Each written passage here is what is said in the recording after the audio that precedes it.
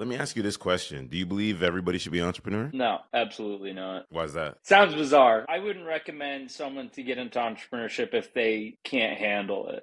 Because it is not, I don't know, it's a journey. It's like a journey of waves. You can have some really, really good times, and then, things might be very, very challenging at other times. My partners that have seen me and kind of gone through this with me, they've seen it. And you have to be a certain type of person with a certain set of characteristics to be able to thrive in an environment like this. But I mean, it all depends on what you're getting into and how far you're trying to go. Yeah, I wouldn't, if you're somebody who likes to be comfortable every second of the day, I would not recommend them to get into entrepreneurship. What would you say the three things that people need when they want to really pursue that venture in entrepreneurship? What are those three tools that they need to bring to the table? Three tools: resiliency, for sure. Even when things seem to be all doomed, you need to be resilient. You always have to find a way. Number one. Number two, I think it's very important. Again, it depends on the type of entrepreneurship, but great management. Big things can't be executed without big teams and great management. So, you're going to have the ability to bring a lot of very wise people to the table to help run the ship with you. Number three is, I would say, clearly understanding your customers' needs. And that is very important, because and then your product or service can be customized to be able to fit that need, which, is going to sustain your business. No, I feel you. And I think, like, with you in entrepreneurship, coming from the nightclub scene and things like that, you did a little something, you know what I mean? And now you have your businesses and things like that, with LiveFit Foods that started in 2015. You have the Ethey Group, and Yep. then you have the, what is it called? The Novia Labs and things like that. What did you take from the bar scene and bring to those three businesses? What was that number one thing you picked? I think probably, relationships. That's a very big one. Relationships are the one thing that stays with you beyond any business. So when a business is active, great. When it's not active, those relationships can come forward with you to your next venture. So relationships and network is one of the biggest things at the core to, I would say, my success or successes. And I think that, understanding people is a really big, important thing. I think also another thing in the bar industry, which, you might think that it is because the primary thing that you're selling there physically is alcohol, right? You're selling alcohol, you're collecting door cover, but what are you really selling, right? You're selling people a good time to come in to, have a good time with each other. And then, if they're single, single guys or single girls, you want to try to get them to meet each other.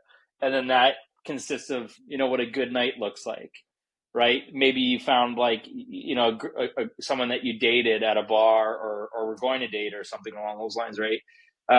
So you just kind of can make someone's night come true. But that's also, what are you actually selling though? You're not selling drinks. You're selling, you're kind of in the people business, and you just happen to be selling drinks. And that kind of comes forward with you to, other businesses. Like, what in the food side of things, it's like, what were we really selling? Was it a meal, or was it health and longevity? Right. And then now it kind of goes forward to Novia Labs. It's, are we selling PET pellets, or are we trying to clean up the planet? Right. So I think those are probably the major things that stuck with me, Pat.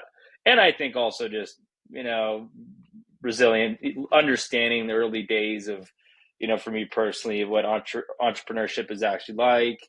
It's a good training ground, I guess you would say. That's the way how you have to view it. Your first business is, this is my training ground. I had to learn a lot of things, and, I could be going to school and learning how everything works, or, getting hands-on and learning the real way, which is the path that I chose. I love that. I feel like for me, one of the biggest things is that overcoming adversity. That's why I talk about a lot with different topics here on the podcast. But it also goes into even more important, like the biggest fear. And I know there's got to be a lot of fears that you have to overcome and things like that. What's that one fear that you had to overcome? I mean, I've got many fears, but Yeah. you have to, I think, look, I think like that continuously changes. Like, I think like the fear of failure, is a big one. I mean, we've got over 100 investors, right? Like, a lot of people get very excited after they raise a lot of money and they say, we've won. It's like, well, you now have the responsibility to accept, to actually succeed, not just for myself anymore, right? But for the team, beyond the team. Now we have 100 investors that we have to make money for, right? So I have an obligation to succeed now, which brings on immense pressure. Um, which I've always, been a certain kind of person. I played a lot of sports growing up, and I actually like high pressure scenarios. I mean, I wouldn't have taken it on otherwise. But yeah, I would say, fear of failure is definitely there. But what they commonly say about entrepreneurs is entrepreneurs don't see risk as other people do. Otherwise, they wouldn't have done it.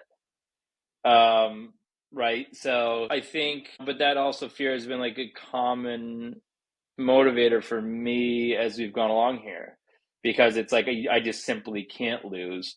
But you can um, also you can. It's a never ending. Like, when does it actually end? Right? Have an exit, sure, but like you can continuously keep growing the business, and so it's never ending. So when is that actual end game where you actually just cash out and then maybe take a break and do something else after that. But anyways, that was a long way of answering that question. I like that. You know what I mean? We've had many times where we've socialized. We've been to sporting events.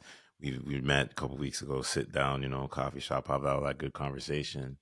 And I feel like one of the biggest questions I even wanted to bring to this podcast today was the ethics of entrepreneurship, right?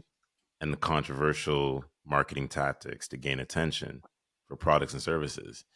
Do you think it's ethical for entrepreneurs to do that, or should they go to maybe a new cutting age of technology of way they should be doing the marketing tactics and things like that? I think like the most successful people on social media, in terms of like, I mean, success is also subjective, but like, I mean, in terms of getting the most views and whatnot, are typically people who will do things that other people aren't willing to do, and that kind of creates that shock and awe, and enough for you to say, "Holy, did I just watch that?"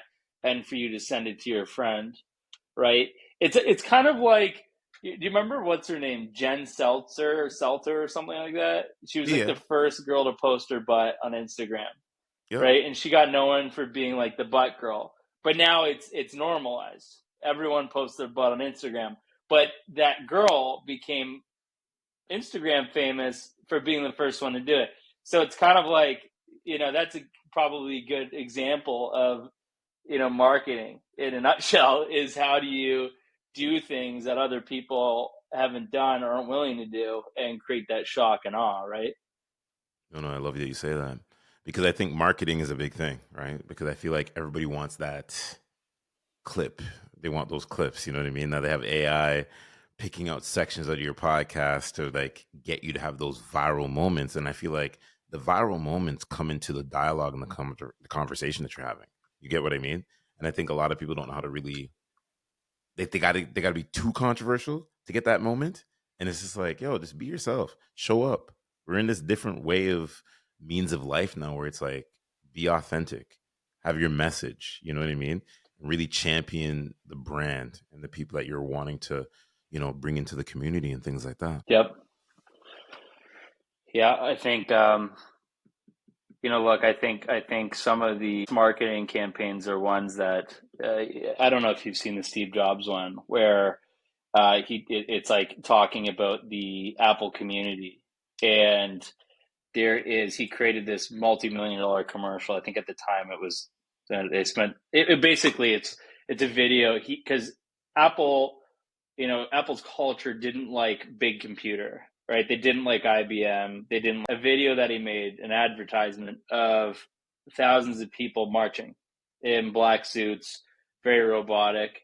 And there was one guy on his TV screen at the front, demanding orders down to these people. That was big computer demanding these people to march.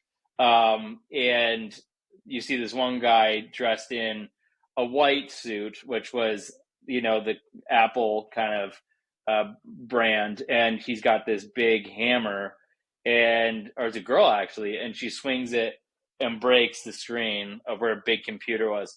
And then it says something along the lines of like that we are Apple and we are taking over or something like that. But what that spoke at the time to all of their, followers and kind of like a cult following was, hey, that was something that those people had to talk over, right?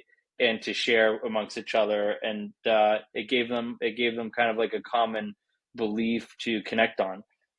So I think like, some of the best advertisers out there are able to really connect with people's values and goals, and they're able to make you associate with those values and goals with their brand to drive that brand loyalty. And then if you can create a community out of that, then you can really succeed, because once you have the community, you can start selling multiple products to that community.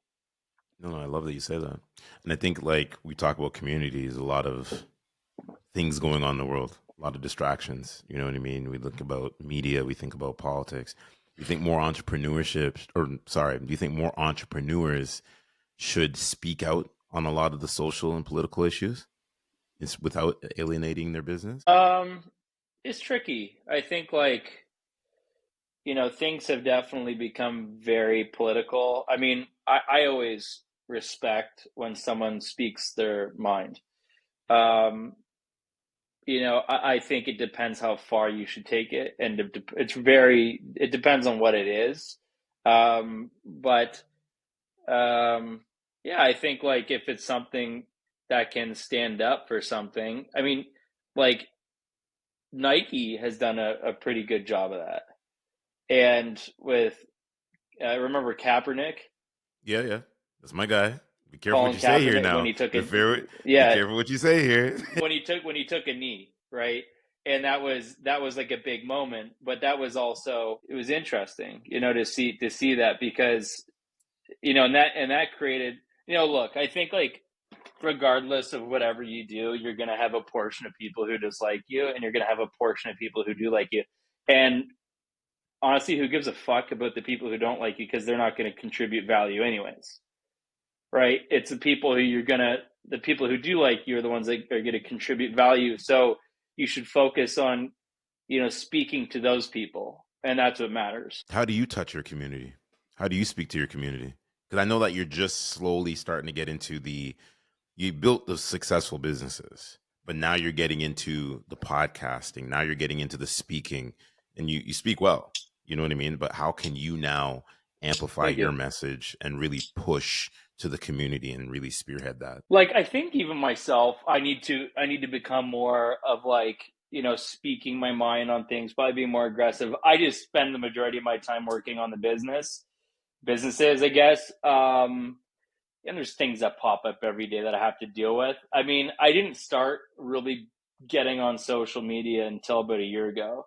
Like with Instagram, account blew up. We had a PR company kind of really push me in the direction of like actually putting myself out there, which is great. And I have started, and like it's gotten some very good traction. So I'm going to be ramping it up on my side as well, for a number of reasons. But it gives me kind of like a platform to kind of connect with people, and relationships of mine where I'm not able to make calls out to people every day, but they can see what's going on. It's also fantastic for investors, right? Because people can kind of see some of the things I have to say and whatnot, to kind of follow along and see how the journey's going. No, no, absolutely. So, what would you say is like some of the biggest? I like to say icks. Like, what's something in business that grinds your gears that you see? Maybe somebody coming into the business having too much of an ego. What's something that really grinds your gears Really talk to us about that. I think the majority of people they make decisions based off of their emotions when really the logic is the most important thing here. And what I say about that is I could make a decision. I can make a different decision if you ask me today to make a decision on something versus tomorrow to make the same decision. I could actually make a different decision than I would today just based on how I'm feeling. However, I like to think that I am more kind of grounded in logical thinking now just because I've been at it for so long. But a lot of the younger or inexperienced, let's say entrepreneurs or people on their journey, make decisions from emotions. And, when really and I've seen it for many times, hundreds of times, thousands of times, of people getting frustrated and they don't get something that they want. And then they storm out of a meeting. And basically, that implies like, fuck you type of attitude. And, when really maybe that relationship just wasn't ready to do business with you, but they might have been 2 years from now. Right. So it's like not a logical thing to do is to storm out and show emotion out of a meeting when you didn't get your way, when really you should have just said, okay, I respect that. I'll keep you up to date on on how things are going, and maybe we'll connect again down the road, so you can kind of maintain those relationships. Anyways, I see it all the time. And I would say it's probably my biggest ick is when people aren't able to operate, logically and acted of emotion, because when you see that, it's almost too bad, right? Because these people put up walls around themselves and they're not able to succeed, and that's why No, they're frustrated. for sure. So the ones that hear that, right, and they're gonna ask now, they'll ask you, they'll ask myself, different conversation patterns. How do they get better with that to make better decision makings in their judgment and things like that? What's like one piece of value you can give them today? I think this understanding, if you're more emotional than logical, and being able to separate that and not act out. And I think that's important. So if you're frustrated, you have to make a decision to say something or communicate that you're frustrated, right?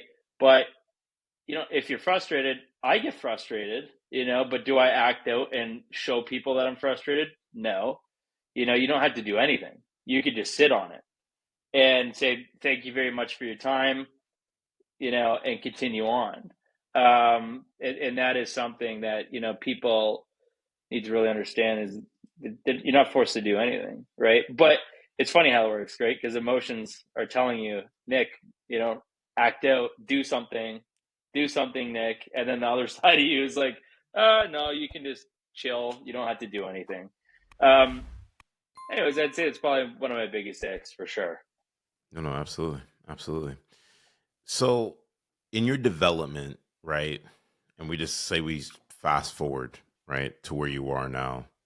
What's that one thing you would tell the club bar you into like the new and improved business you?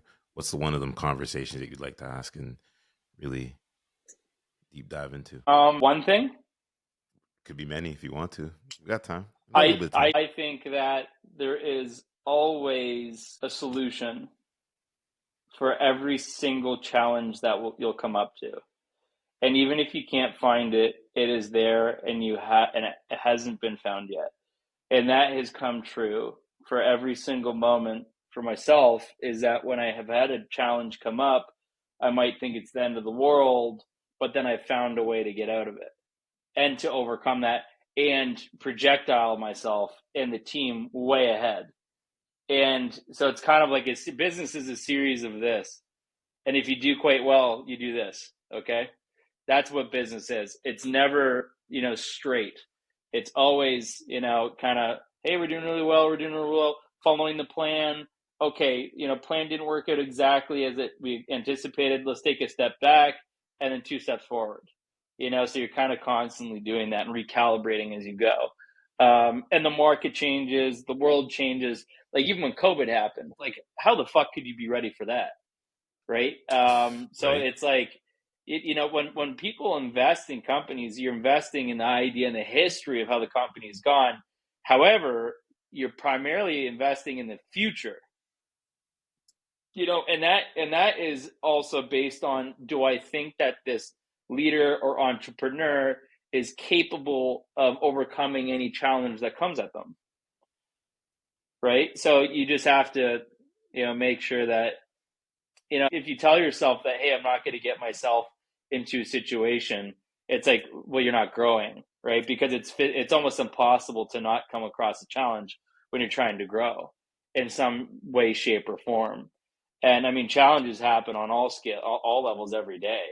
But when you're a company that is really, really going up, it's going to feel like you've harpooned a whale and you're trying to hold on to the rope. Right? Free Willy, ladies and gentlemen. I like that reference. Yeah, Um, exactly. Like I've been up probably until 3:30 a.m., 4 a.m. the past, not over the weekend, but I mean, I think like Wednesday, Thursday, Friday, I was up till 4. My sleep schedule went, and I woke up early the next day. But it's just like, that's the kind of stuff. It's like, it's I would rarely even bring that up anymore. But it's just like a good example of, discomfort, and getting used to it, right? It's just like a part of the job. Are you willing to do stuff like that to succeed? no, I hear you, and it kind of speaks to like me in podcasting. You do have those late nights, and you have those early Yep. mornings. You know what I mean? And that's the benefit that I love now that I don't really talk about the brand that I work for because just how it is. But for me, Yep. it's like always positioning things to get me to where it is I need to get to. So I ask you this question: when you have those late nights, defined from maybe not having a late night, going to bed at a reasonable time, things like that, waking up, do you find a difference in your work level as far as like production rate, or is it the Totally. same? Yeah. One of the best feelings is clearing my to-do list, and also getting used to the stress and pressure. There's nothing else like it. You feel like nothing can defeat you. I don't know what it is. It's like a weird feeling of, you getting everything done. You're succeeding. You're overcoming challenges that you thought were very, challenging, and it's very rewarding. I think that's even more rewarding than the actual money side itself in a lot of ways. I like that. I like that you say that. So is that like days of coffee on end, or is it just more just I'm just gonna keep hitting water and I'm just gonna keep pounding away? What is it? I actually don't really drink many stimulants anymore at all. Okay. Like, no coffee. I mean, now and then I go through my phases, but actually I just like to drink water as much as possible, because I find that if you drink a coffee, you're energetic for a bit, but then you have a dip after. You're stealing the future's energy, and this isn't a sprint. This is a complete triathlon, right? So you're gonna burn out if you drink too much coffee.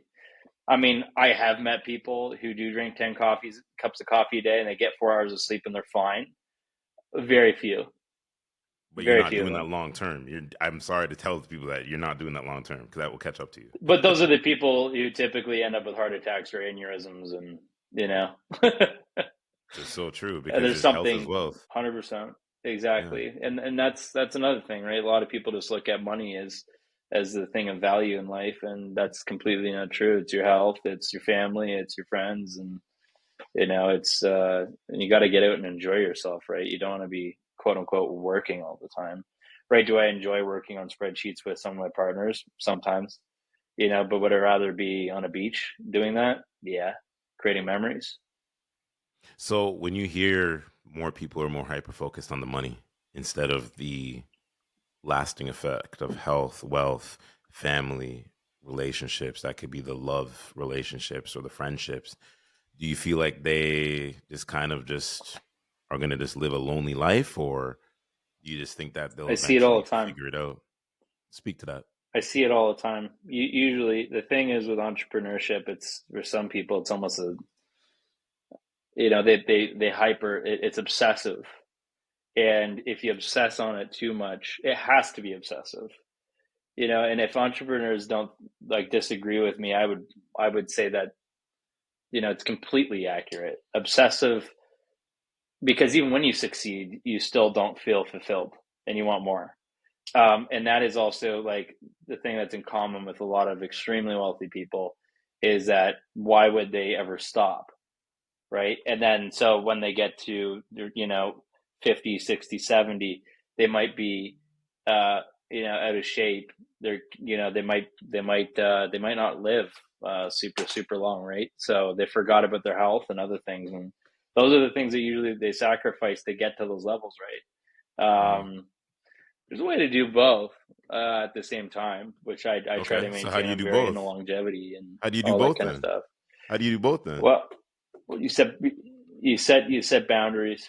You set boundaries for sure. So I make sure I get a good amount of sleep whenever I want to on my terms. I only take meetings that I want to. I will eat healthy. I'm not, jamming caffeine down my throat. Um, so I'm monitoring my health, very much, at every step along the way here to make sure that Yeah. I can get both. I love that you say that. There's got to be one guilty thing that you do that you like. Is it a comfort food? Is it, what is it? Mini eggs. Mini eggs. All I eat mini season? eggs every day, probably. Depending, I go back and forth between Hershey's Eggies and mini eggs, and but I'm on the mini egg side right now. I've got probably 4 bags in my house. Yeah. Oh yeah, You would do that. You would do something like I'm not that, eh? messing around. Mini eggs, you got to have your thing, right? It's my No, for shtick. sure. For sure. Mine's pizza. It's always going to be pizza. You know the vibe there. 100%, man. Yeah, man. Well, this has been great. Yeah, before we get out of here, because we're gonna do this again. We got something else that we're working on, behind the scenes. Oh yeah. But close us out with 1% better. And how do any man, any woman, any child that's listening to this become that? Make your bed in the morning. It's That's an basic interesting though. thing, and I never, well, it is and it isn't, and I'll explain this. Okay, I've heard these things along when I was very, like, much younger. If you see somebody who isn't well kept, like they aren't trimmed, they don't have their nails clipped, their shoes are very dirty. That is a sign that is a very small window that you can see of how that person is managing their own life. And that is how, so if I know that your shoes are messy, it is a habit that you've created, which means that your room is probably messy. You probably haven't done the dishes. You probably haven't kept up with your accounting, and you probably aren't capable of growing a business. And so it's the odds of that. So when I say make your bed, make sure everything is clean, it is across the board that you do that with. So if I know that you're making your bed every day, if you're clipping your nails, if you're well maintained, you're well groomed, you're more than likely going to have other areas in your life that are upkept as well. And you need those characteristics to succeed, because you can't just, run a business when you feel like it. It is constant, and you have to. And same thing with your appearance. If your appearance isn't, kept constant, if you're not managing yourself, you ain't managing a business. That's for sure. Sheesh. Sheesh. We're just gonna mic drop and we're just gonna end the show just like that, because it's gotta take that with a pad and pen and just figure it out. But we out. Nick, I I think appreciate you, my people, dude. though, like, everyone listening to this, I think it's important to, take notes on yourself from, like, a third, almost as an outsider in, and people might say, hey, I disagree with that. But I would say with almost 100% accuracy, that's true. Very close. Nothing's 100%, but that's damn close. And to also just be real with themselves, think of it. If someone's bed isn't made, and then they can sit there and probably come up with a small list of everything else that isn't done on their to-do list, that needs to be done. So anyways, I hope I that love it, I hope man. that helps to some people that are listening, and people can resonate with it. I love that. I love that. Well, I appreciate you, and I'll see you soon. Likewise, my friend. Thank you very much.